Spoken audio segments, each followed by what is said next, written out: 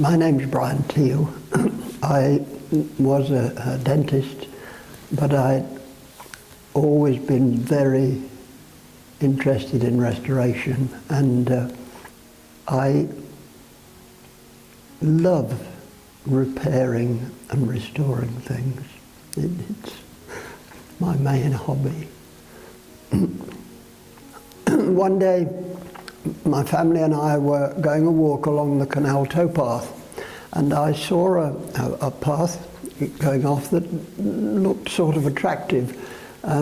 So we came along, and there was a nice farm, and then I saw this building that I'd never seen before. And I thought that looks rather interesting. So we came through, and the gates were all broken, and you could walk through. And I saw that all the doors were open and all broken, and the windows all broken. And we came in, and it was a total ruin. And it had obviously been a beautiful building. And we walked through, and everywhere was ruined. It was awful. Then I made a few inquiries and found out that a group were interested in restoring it.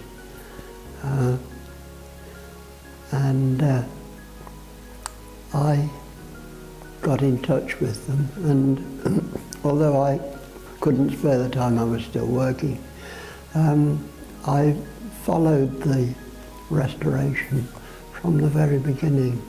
They were a wonderful group, led by a fellow called Colin Thompson, he wasn't a professional carpenter, but the quality of his work was absolutely wonderful.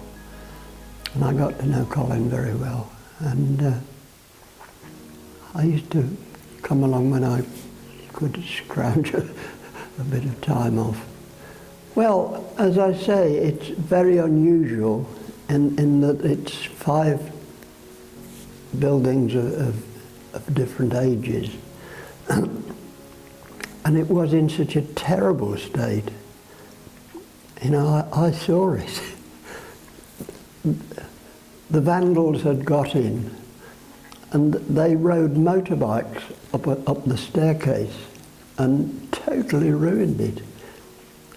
And when the volunteers rebuilt it, the banisters, all those spindles, they didn't buy them, they made them. But then when I retired in 2000, I came as a permanent restorer, and the work that they did is not allowed now, of course, with health and safety regulations, but they were wonderful. But I used to come down here and help, and as I say, I got to know Colin Thompson very well.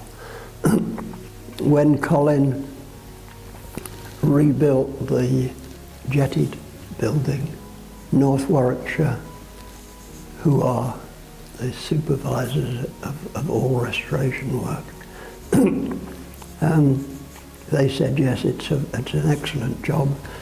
Now you must render it. All these buildings, most of the older ones, there's a stone building, and then timber frame buildings, and then the Georgian ones, which is this row here, were all rendered. And this is a very unusual manor house, because most just put a new front on as the fashion changes.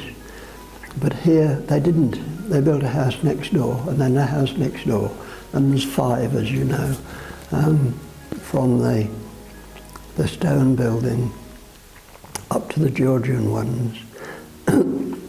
Anyway, when they built the Georgian ones, to make the others match, they rendered the timber framing. And this is one of the reasons they got into such bad condition because it's very bad to put render on top of timber. When I retired, the first thing that I did all on my own was to repair the pillars and the gates to the walled garden. I had great fun doing that.